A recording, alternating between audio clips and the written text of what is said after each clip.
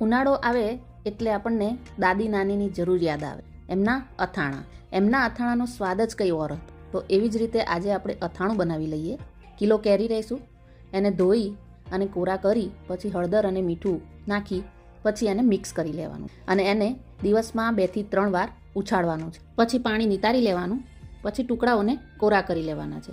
3 કલાક થઈ જાય પછી કોટનના કપડાથી આપણે લૂછી લેવાનું છે. હવે એક સ્ટીલના વાસણમાં ગોળ, મસાલો અને કેરીના ટુકડા આ બધું મિક્સ કરી લેવાનું છે.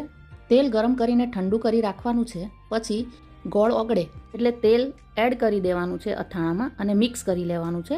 પછી કાચની બરણીમાં ભરી લેવાનું છે. મારા દાદી રસોડામાં અથાણાની બરણી ખોલતા અને છેક બહાર સુધી એની સુગંધ આવતી.